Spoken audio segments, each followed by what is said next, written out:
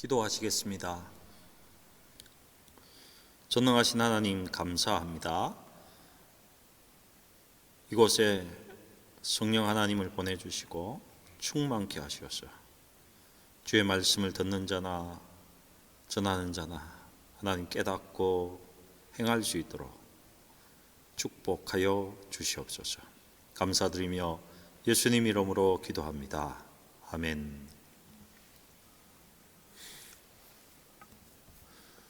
오늘은 고린도전서 4장 3절부터 13절의 말씀을 가지고 영적 전투의 실제라는 두 번째 이야기를 하겠습니다. 성도 여러분, 저는 새해 정초부터 보이지 않는 세상 이야기를 하고 있습니다. 여러분, 굉장히 중요한 이야기니까 우리가 함께 나누는 것이 앞으로의 삶에 참 좋겠다, 이런 마음을 가지고 나누고 있습니다. 여러분, 우리의 하나님께서는요, 우리가 살아가고 있는 이 보이는 세상도 창조하셨고요, 또한 우리가 볼 수 없는 보이지 않는 세상도 하나님이 창조하셨습니다. 골로새서 1장 16절의 말씀을 보시면요, 만물이 그에게서 창조되되 하늘과 땅에서 보이는 것들과 보이지 않는 것들과 혹은 왕권들이나 주권들이나 통치자들이나 권세들이나 만물이 다 그로 말미암고 그를 위하여 창조되었다고 기록하고 있습니다. 여러분, 인간은 다른 동물과는 달리 우리 속에는 영이 있습니다. 그래서 우리는 보이는 세상도 이렇게 살아가고 있지만은 보이지 않는 세상과도 연결되어 있습니다. 영이신 하나님과도 관계를 가지고 이 물질 세계와도 이렇게 관계를 가질 수 있습니다. 그런데 대부분의 사람들은 보이지 않는 세상, 영의 세계가 있다는 사실조차도 알지 못합니다. 그래서 대부분의 사람들은 자신의 만족을 위해서 열심히 이 보이는 세상에서 뭔가 획득하려고, 이 보이는 세상 것으로 채워보기 위해서 최선을 다해서 살아갑니다. 돈을 최대한 많이 모아보기도 하고 아주 높은 관직에 올라가 보기도 합니다. 좋은 학교에서 공부하면서 최고의 학위를 획득하기도 합니다. 근데 여러분, 여전히 늘 헛헛하고 허전한 것을 숨길 수가 없습니다. 지울 수가 없습니다. 인간은요, 영적 세계에서 우리의 영이 채워지지 않으면, 우리의 영이 만족하지 않으면요, 결코 채워지지 않는 허전함으로 그렇게 남아서 살아가게 되어 있다는 것입니다.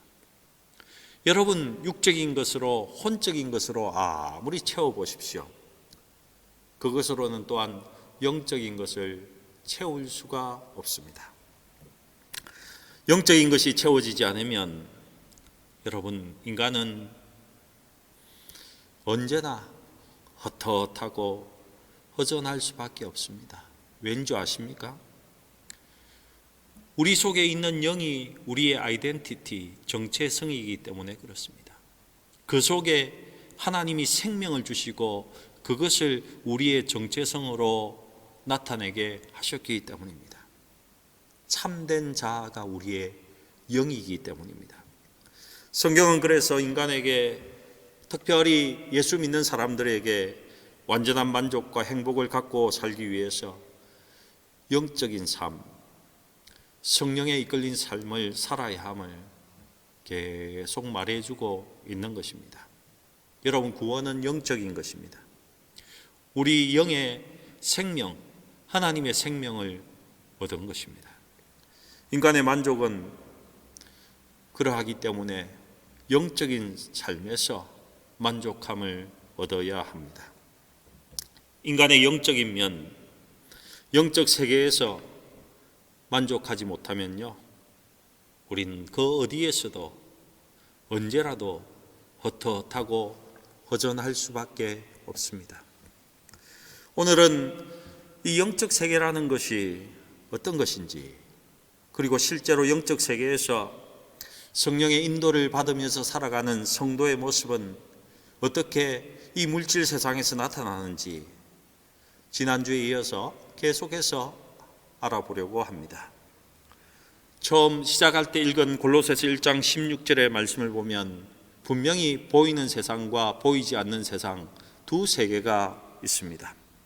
하나님이 보이는 것과 보이지 않는 세상 이 모두를 창조하셨습니다. 그리고 우리 모두가 주목할 것은 보이지 않는 세상이라고 말씀하고 있습니다. 하나님이 두 세상을 창조하셨는데 우리가 살고 있는 이 물질 세계, 자연 세계 이뿐만이 아니라 분명히 하나님께서 보이지 않는 세상도 창조하셨습니다. 보이지 않는 세계를 이야기하면 골로새서에서 보이지 않는 세상을 이야기하면서 이런 말을 하고 있습니다. 갑자기 왕권, 주권, 권세 이런 이야기가 따라 나오는 것을 볼 수 있습니다. 왜 이런 말을 합니까?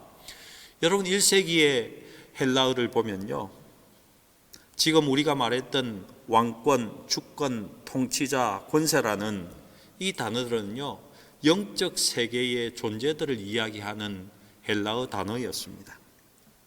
이전의 한글 성경에는 정사와 권세자들 이런 표현들을 했습니다. 하늘에 있는 정사와 권세들 이런 표현이 있지 않습니까? 초대교회 당시에 영적 존재들을 가르쳐 사용할 때에 정사와 권세라는 이런 단어를 사용해서 가르쳤다는 것입니다. 요즘 단어로 이야기하면 사탄, 귀신, 천사, 귀신의 졸개 이런 말들이었다는 것입니다. 보이지 않는 영적 세계의 것들을 설명한 단어들이었습니다. 정사와 주권들, 통치자들, 권세들이라는 이것은 분명히 어떤 영적 세력을 말하고 있는 것입니다. 그리고 하나님은 자신 또한 영의 존재라고 이야기하고 있습니다. 물론 제2위 하나님이신 예수 그리스도가 육신의 몸을 입고 이 땅에 오셔서 삼위일체 하나님은 분명 보이는 세상과 보이지 않는 이 두 세상 다 속해 계시지만은 하나님의 말씀에서는 하나님은 분명히 보이지 않는 세상에 속한 영적 존재라고 말을 하고 있습니다. 요한복음 4장 24절 잘 아시는 말씀이지 않습니까? 하나님은 영이시니 예배하는 자가 영과 진리로 예배할지니라. 하나님은 영이신 존재입니다. 보이지 않는 하나님이십니다. 로마서 1장 20절을 보면요, 그의 보이지 아니하는 것들 곧 그의 영원하신 능력과 신성이 그가 만드신 만물에 분명히 보여 알려졌다라고 말씀하고 있습니다. 여러분, 하나님은 보이지 않는 세상, 보이지 않는 곳에 존재하는 하나님이십니다. 여러분, 우리의 믿음은 여기에서부터 시작합니다. 보이지 않는 영이신 하나님을 믿는 데서 시작한다는 것입니다. 보이는 세계가 전부가 아니라 보이지 않는 세계가 있다는 것을 인정하고 받아들이며 그것을 믿는 믿음에서 우리의 믿음은 시작되고 있습니다. 여러분, 눈에 보이는 이 세상이 전부라고 한다면요, 영이신 하나님도 존재하지 않는다고 생각하는 것입니다. 우리가 믿는 기독교는 보이는 세계뿐만이 아니라 보이지 않는 세계가 있다는 것을 인정하고 그것을 받아들이는 데서부터 우리가 믿는 기독교는 우리의 믿음이 출발합니다. 그러니 나는 하나님을 믿습니다 라고 말하면서 이 보이는 세상이 전부입니다 라고 말하는 그 사람은요, 자체 모순을 갖고 있는 것입니다. 그리고 그 말 속에서는요, 나는 보이지 않는 하나님은 믿을 수 없다라고 그가 고백하는 것밖에 되지 않습니다. 나는 하나님을 믿습니다라고 고백하는 것은 나는 보이지 않는 영이신 하나님을 믿습니다라고 고백하는 것입니다. 여러분, 우리 성도 여러분 모두는 영이신 하나님, 그리고 보이지 않는 세계, 영의 세계가 있다는 것을 다 믿고 계신 줄로 믿습니다. 성경에는 영이신 하나님, 성령 하나님, 귀신, 사탄, 천사들, 이런 단어들이 계속 나옵니다.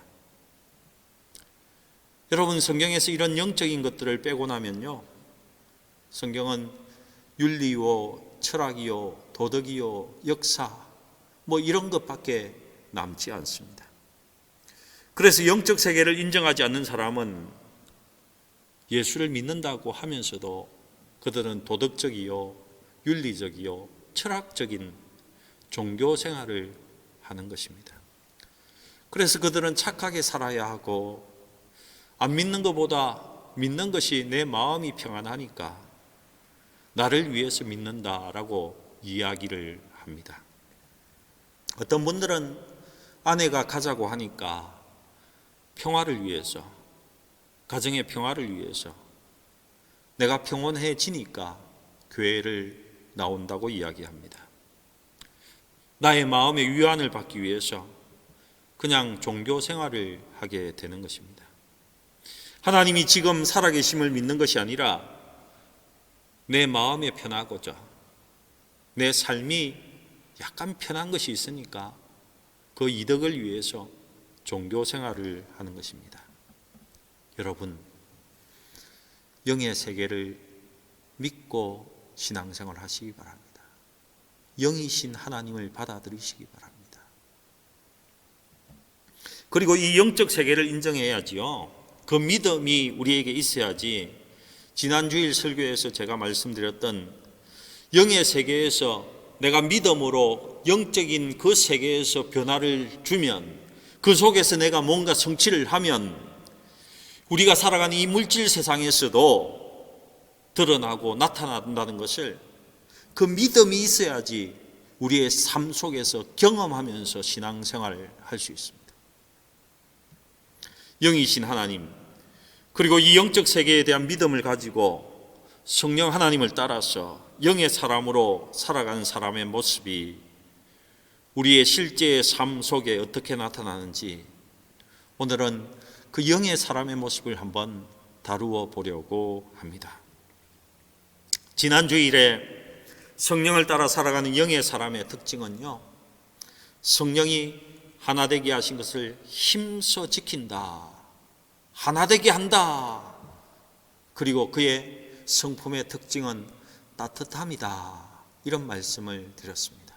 반대로 세상 영에 이끌린 육의 사람은 분열시키고 파당을 나누면서, 또한 그 성품의 특징은 차가움이다, 이런 말씀을 드렸습니다. 간단히 말하면요, 성령을 따라 살아가는 영의 사람은 공동체를 하나되게 만드는 사람이고, 세상의 영에 따라 사는 육의 사람은 나누고 찢어놓고 갈라놓게 한다는 것입니다. 계속해서 오늘 본문에서도 성령에 이끌린 영의 사람과 세상의 영에 이끌린 육의 사람, 혼의 사람을 사실은 오늘 본문 속에서도 비교하는 것을 여러분 읽어낼 수 있습니다. 본문을 보면요, 세상 영에 이끌린 육의 사람, 혼의 사람은 배부르고 강하고 존귀해지고 자랑하고 이런 것들을 추구하게 되어 있다고 합니다. 왜냐하면요, 혼과 육의 그 눈에 보이는 것을 따라서 육의 사람은 살 수밖에 없기 때문에 그렇습니다. 눈에 보이는 것을 추구하다 보니 이 세상에서 자랑할 것들을 추구합니다. 이 세상에 나를 배부르게 할 것, 그것을 추구할 수밖에 없습니다. 나를 만족시키는 이 세상의 것이 무엇인가 자꾸 찾아볼 수밖에 없습니다. 더 강해지고 싶고 더 권력을 쥐고 싶고 더 큰 권력의 자리로, 존귀한 자리로 가고 싶고 더 많은 사람에게 인정을 받고 싶고, 여러분, 이런 것들이 세상의 영에 이끌린 육과 혼을 따라 살아가는 사람의 특징이라고 오늘 본문은 이야기하고 있습니다. 근데 반면 성령을 따라 살아가는 영의 사람의 특징은요, 아주 정반대로 나타나고 있습니다. 겸손하고 늘 배고프고 약하고 비천하고 헐벗고 이런 말씀을 하고 있습니다. 성경에서는 육을 따라가는 삶을 요한일서 2장 16절에 이는 세상에 있는 모든 것이 육신의 정욕과 안목의 정욕과 이생의 자랑이니 다 아버지께로부터 온 것이 아니요 세상으로부터 온 것이라고 말씀하고 있습니다. 세상으로부터 온 것이라. 세상에서 보여지는 것들, 세상에서 나타나는 것들, 세상이 우리에게 주고자 하는 것들, 그러한 것을 추구하는 것이 육을 따라 살아가는 삶, 세상의 영에 이끌려 살아가는 삶이라고 말하고 있는 것입니다. 여러분, 자랑하고 싶고 나의 정욕을 만족시키고 싶고 내가 원하는 것을, 내 육이 원하는 것을 더 얻고 싶고 더 강해지고 싶고 더 존귀해지고 싶고 더 높은 최고의 자리에 올라가고 싶고, 이것이 세상 영에 따라 사는 육에 속한 사람들의 삶인 것입니다. 그런데 성령을 따라 사는 영의 사람의 삶은 완전히 다릅니다. 여러분, 성령의 사람, 영적인 사람은요, 이런 세상 것으로 만족할 수가 없습니다. 결코 만족되지 못합니다. 여러분, 우리의 영은 이 세상과 소통하기 위해서 영이 있는 것이 아니라 영의 세계와 관련 짓도록 우리의 영이 있습니다. 보이는 세계와 소통하기 위해서 육과 혼을 주셨다면요, 보이지 않는 세계, 영이신 하나님과 소통하기 위해서 하나님께서 우리에게 영의 생명을 주신 것입니다. 여러분, 우리의 영은 그래서 보이는 세상 것에는 결코 반응하지 않습니다. 반응하지 않습니다. 우리의 영은 여러분, 아쉽게도 이 세상의 것을 아무리 가져도, 세상 것으로 아무리 채워봐도 우리의 영은 기뻐하지도 만족하지도 즐거워하지 않습니다. 여러분, 맛있는 것을 많이 먹으면 우리의 육은 기뻐합니다. 우리의 육은 만족할지 모르지만은 아무리 산의 진미를 먹어보십시오. 그것으로 우리의 영이 기뻐하지는 않습니다. 우리의 영이 배고프고 이 목마른 것을 채우기 위해서는요, 다른 것이 필요합니다. 우리의 육신의 것을 아무리 많이 채운다 해도 우리의 영의 갈급함은 채워지지가 않습니다. 우리의 영은 세상 것에 조금도 반응하지 않습니다. 우리의 삶이 강해지고 존귀해지고 아무리 큰 부자가 되고 최고 권력자가 되어도 여러분, 우리의 영은 결코 만족하지 않습니다. 영이 이런 세상의 것에 반응하지 않는다는 것입니다. 그리고 이 말은요, 성령을 따라 사는 영의 사람은 이 세상 것들을 추구하지 않는다는 것입니다. 그것을 따라 살지 않는다는 것입니다. 더 많이 가질 것, 더 높은 자리에 갈 것, 더 많은 산의 진미를 먹고 즐겁게 살 것, 이런 것을 추구하지 않는다는 것입니다. 그렇다면 성령을 따라 사는 영의 사람은 무엇을 추구합니까? 오늘 성경을 보니까 가난하고 비천하고 연약하고 줄이고 목마르고 정처 없고 헐벗는 것이랍니다. 이것이 성령에 붙들린 영의 사람이 추구하는 삶이라고 말을 하고 있습니다. 여러분, 그런데 이 말을 절대로 오해하지 마시기 바랍니다. 성령을 따라 사는 영적인 사람이 반드시 가난하고 이 세상에서 비천하고 줄이고 헐벗어야만 한다는 것은 아닙니다. 외적인 상태를 가지고 그가 부자냐, 이 땅에서 가난하냐, 그가 이 땅에서 비천하냐, 존귀하냐, 이런 걸 가지고 성령의 사람, 영의 사람, 그가 육의 사람이냐를 판단할 수는 없다는 것입니다. 그렇다면 이 말의 의미가 무엇입니까? 가난하고 비천하고 줄인다, 이 말의 의미가 무엇입니까? 성령에 이끌린 영의 사람은 세상에서 부해지고 존귀해지고 강해지는 데는 관심이 없다는 것입니다. 전혀 관심이 없습니다. 그런 것에 전혀 반응하지 않는다는 것입니다. 성령에 이끌린 영의 사람은 이런 세상 것들에게 반응하지 않기 때문에 필요하다면 얼마든지 이 세상 것들을 버려버릴 수 있습니다. 그냥 내팽개칠 수 있습니다. 우리가 성령에 이끌린 영의 사람이 되기 위해서 여러분, 우리가 가진 것도 팔고 집도 팔아버리고 좋은 차도 팔아버리고 애써서 그렇게 할 필요가 없다는 것입니다. 그렇게 한다면 그것은 성경적인 영의 인도함을 받는, 성령의 인도함을 받는 영의 사람이 아닙니다. 사실 그것은 잘못된 금욕주의일 뿐입니다. 가난을 일부러 추구하고 비천을 일부러 추구하는 것이 성령에 이끌린 영의 삶은 아니라는 것입니다. 여러분, 성령에 이끌린 영의 사람은 그것보다 더 소중한 것을 추구하고 있기 때문에 필요하다면 이런 세상의 것들을 언제든지 그냥 내려놓을 수 있다는 것입니다. 내려놓을 수 있다는 것입니다. 이것이 성령에 이끌린 영적인 삶의 비결입니다. 여러분, 우리가 존경하는 바울은요, 이 세상에서 누리려고 한다면 누릴 수 있는 권리가 그에게는 참 많았습니다. 누릴 수 있는 조건이 완벽했습니다. 바울은 가말리엘 문화에서 공부했습니다. 우리로 하면 최고 학벌이었습니다. 학력도 가장 좋았습니다. 그리고요, 그는 태어날 때부터 로마 시민권을 가진 자였습니다. 그 당시에 편하게 살려고 했다면요, 가장 편하게 살 수 있는 사람이, 모든 것을 누리고 권리를 주장하면서 살 수 있었던 사람이 바울이었다는 것입니다.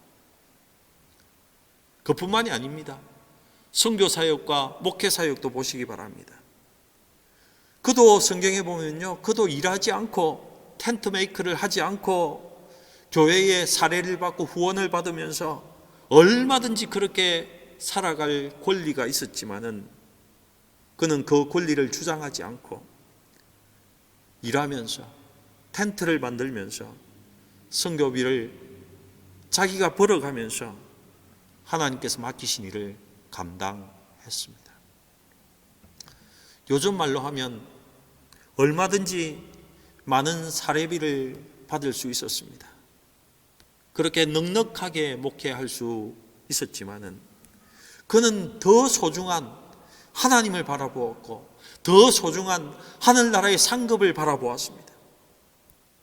또한 그는 예수 복음으로 가득 찼었고 한 영혼 한 영혼을 그의 생명보다 먼저 귀중하게 생각하면서 작은 사례, 가난을 그가 그냥 선택했다는 것입니다. 세상에서 존귀함을 받고 사례비를 많이 받으면서 편안하게 일하는 것보다 더 소중한 가치, 여러분, 그게 뭡니까?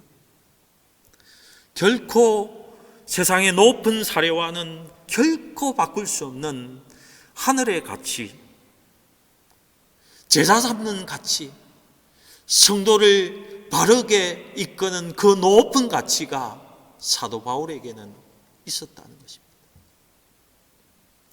예수 복음, 천국의 복음을 모든 사람에게 알리는 가치가 그에게 있었습니다.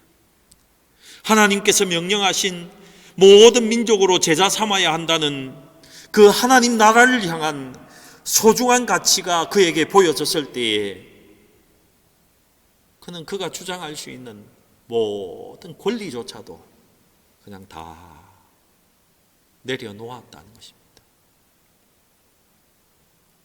여러분, 이런 바울이 성령에 이끌린 영의 사람입니다.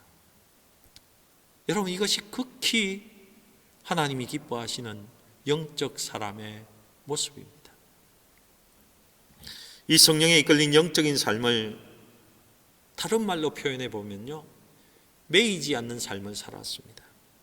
그는 결코 세상 것에 매이지 않았다는 것입니다. 일부러 내려놓고 일부러 포기하고 일부러 하지 않는 것이 아니라 그냥 매이지 않고 그는 하나님 주신 자유 안에서 자유로움을 누리고 산 사람이었다는 것입니다. 그는 일부러 청빈하게 살지 않았습니다. 일부러 가난하지 않았습니다. 일부러 낮아지는 것을 추구하는 것이 아니었습니다. 그냥 관심이 없었습니다. 왜요? 하늘의 가치가 더 높았기 때문에, 훨씬 더 소중하고 높았기 때문에. 그래서 세상 것에는 자유로웠고 매이지 않는 삶을 바울은 살 수 있었습니다. 성령의 사람, 영의 사람은요, 이 세상 것을 버리지도 않지만은 그것을 추구하지도 않는 삶을 살아갑니다. 전혀 세상 것에 매여 있지 않고 자유하는 삶을 산 것입니다. 하나님께서 필요에 따라서 누리라고 하면 얼마든지 누릴 수 있는 사람이지만은 하나님께서 너에게 더 중요한 일이 있다고 말씀하시기만 하시면 얼마든지 아주 가볍고 쉽게 내려놓고 갈 수 있는 사람이 여러분 성령에 이끌린 영의 사람인 것입니다. 여러분, 우리가 세상 영에 이끌려서요, 혼과 육에 매여서 살면 세상 것에 매이게 되어 있습니다. 세상 것이 나를 주장하고 인도하게 되어 있다는 것입니다. 어떻게 하면 더 배부를까?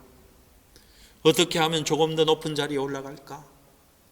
어떻게 하면 더 존귀해질까? 어떻게 하면 더 강해질 수 있을까? 어떻게 하면 내 마음대로 모든 것을 이루어낼 수 있을까? 어떻게 하면 내 의견대로 모든 것이 나갈 수 있도록 할까? 어떻게 하면 사람들에게 더 큰 인정을 받을까? 여러분, 이런 것에 매여서 훨씬 중요하고 가치 있고 의미 있는 일들이 하나님께서 우리에게 주어진다고 해도, 하나님이 우리에게 맡기신다고 해도 여러분, 세상 것을 포기하지 못합니다. 그것에 매여 있기 때문에 그렇습니다. 혼의 사람, 육의 사람은 이런 세상 끝에 매여 있습니다. 그래서 결국에는 우리 앞에 놓여진 하나님이 주시는 하늘의 복도 누리지 못하고 자유도 누리지 못하고 그냥 매여서 살게 되어 있는 것입니다. 그런데 성령에 이끌린 영의 사람은 분명히 다릅니다. 여러분, 하나님이 주시면요, 다니엘이나 요셉처럼 누릴 수 있습니다. 하지만 하나님께서 너 다른 것 좀 더 소중한 것이 있다라고 말하시면 이사야나 예레미야처럼 고난의 길도 넉넉히 갈 수 있는 것입니다. 성령에 이끌린 영의 사람은 전혀 세상 끝에 매이지 않습니다. 하나님이 더 필요한 것, 더 소중한 것이 있다고 하시면 얼마든지 가난을 선택할 수도 있고, 얼마든지 세상에서 비천해지는 것도 선택할 수 있고, 얼마든지 이 세상에서 가장 비천하고 약한 것까지 선택할 수 있습니다. 그것도 아주 기꺼이 선택합니다. 이런 사람이 성령에 이끌린 영의 사람입니다.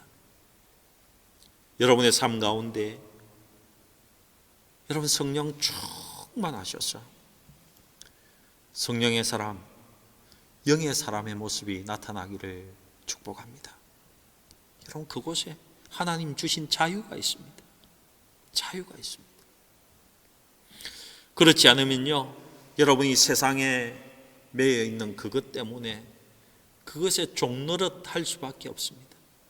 그것에 종이 되어서 살아갈 수밖에 없습니다. 결국에는 여러분이 매인 그것이 여러분의 삶을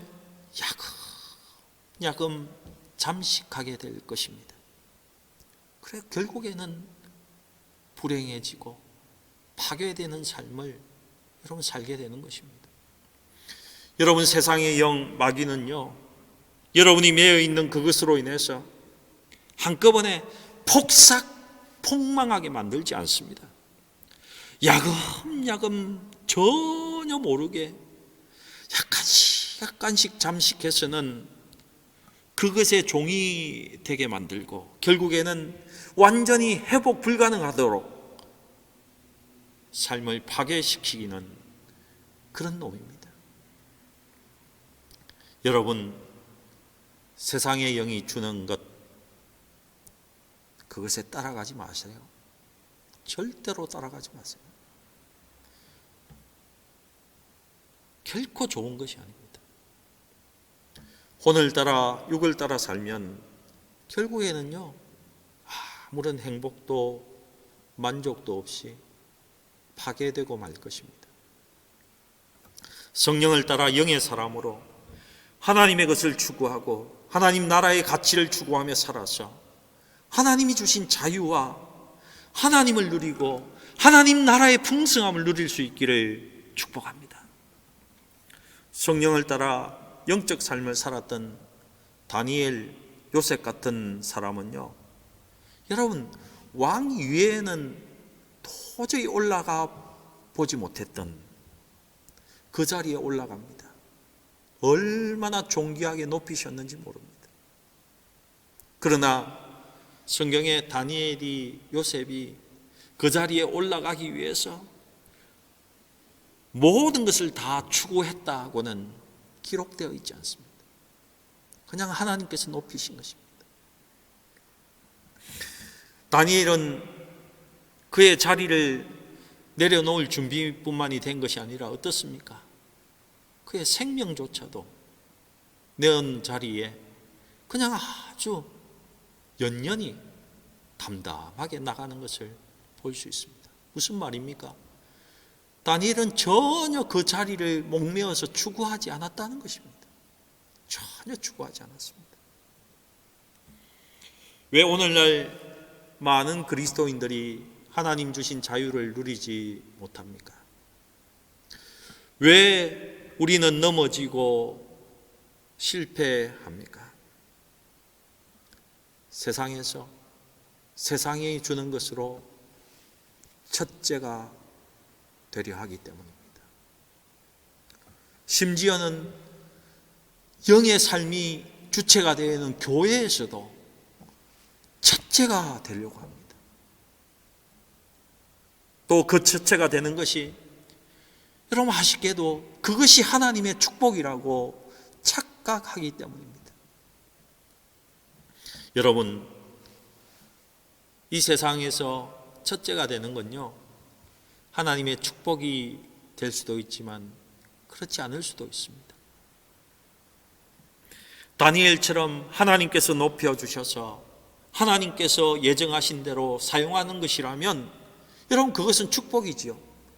하지만 그 계획이 하나님의 계획이 아니었다면, 하나님의 원 계획이 아니었다면 여러분 그것이 어찌 축복이겠습니까? 저주지.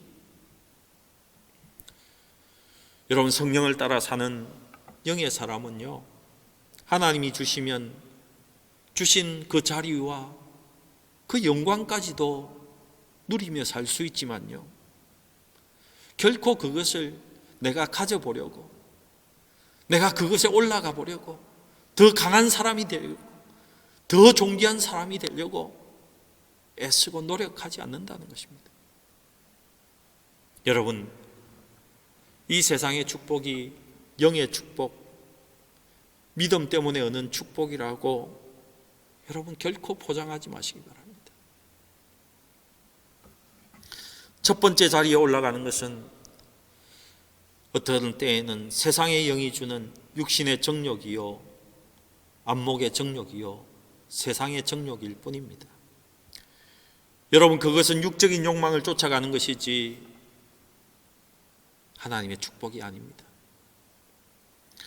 바울은 본문에 우리는 가난하고 비천하고 만물의 찌꺼기 같이 되었다, 이렇게 고백합니다. 만물의 찌꺼기 같은 존재가 되었다. 여러분, 이것이 가장 성령을 따라서 살았던 영의 사람의 고백입니다. 여러분, 세상의 첫째가 되려는, 세상이 주는 것에 만족하려는 그 유혹에 넘어가지 마시기 바랍니다. 여러분은 하나님이 주시는 가장 소중한 것, 하나님의 가치, 하늘의 가치, 모든 민족으로 제사 삼는 그 귀중한 가치, 하나님의 가치를 추구하시는 성령에 이끌린 영적인 삶을 사시기를 주님의 이름으로 축복합니다. 마지막으로 한 젊은 미국 목사님이 이야기만 하고 마치겠습니다. 한 젊은 목사가 교회를 개척했습니다.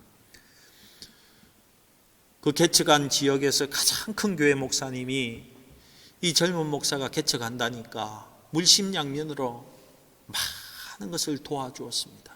얼마나 보기 좋은 일입니까? 근데 문제가 생겼습니다.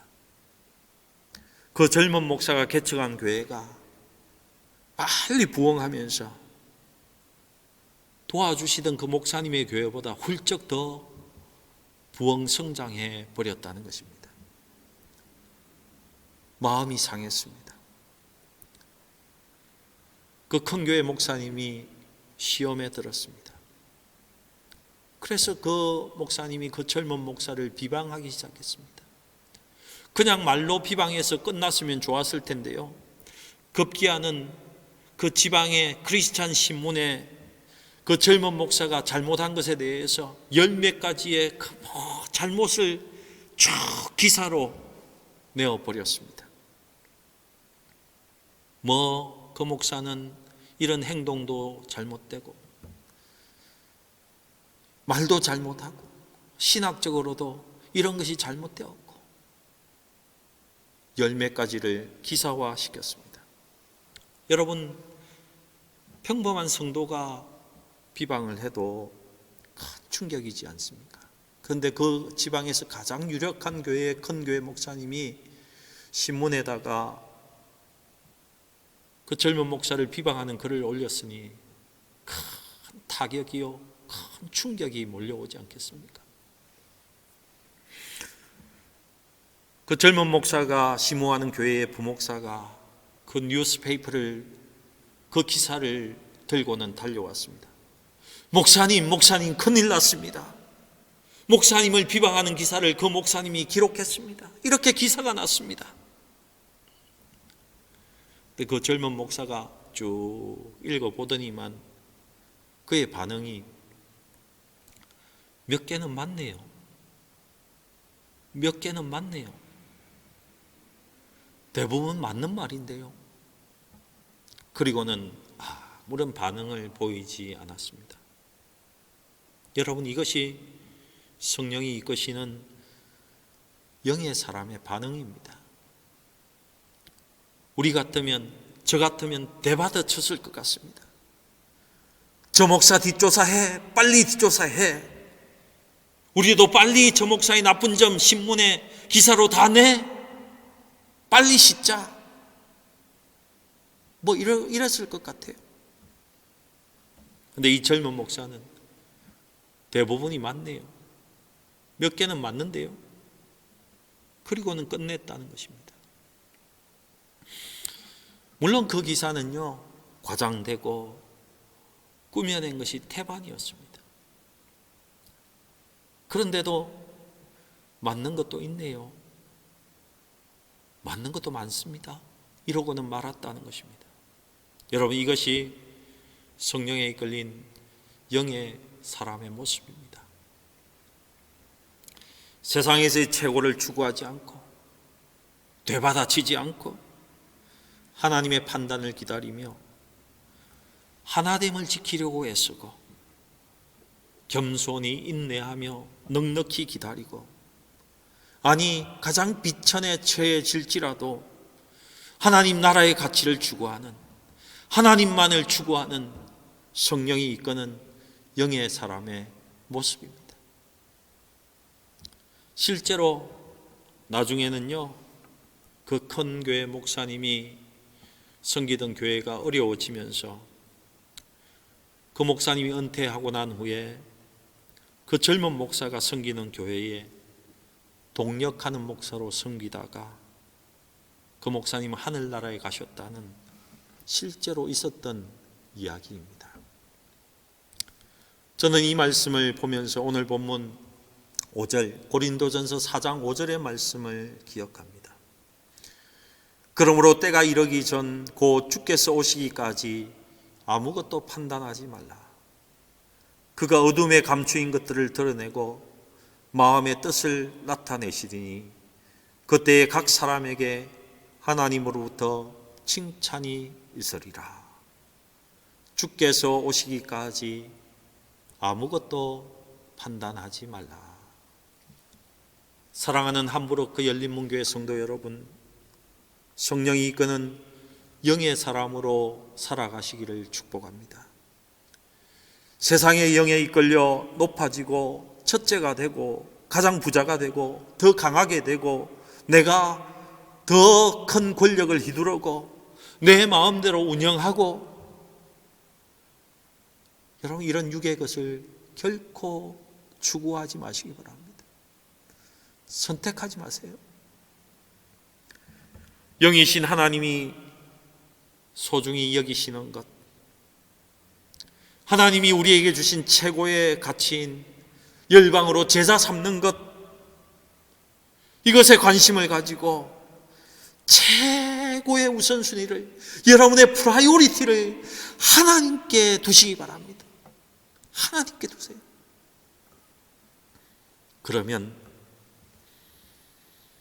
하나님 주신 자유를 누릴 수 있습니다. 그 자유를 마음껏 누리시기 바랍니다. 그리고 하나님이 우리에게 허락하신 것도 마음껏 누리며 사시기 바랍니다. 성령의 인도함 따라 영적인 삶을 사시기를, 그래서 하나님 주신 가장 가치로운 것에, 하나님의 마음이 있는 곳에 수종들며 사시는 우리 모든 성도 되시기를 주님의 이름으로 축복합니다. 아멘. 기도하시겠습니다. 전능하신 하나님 감사합니다.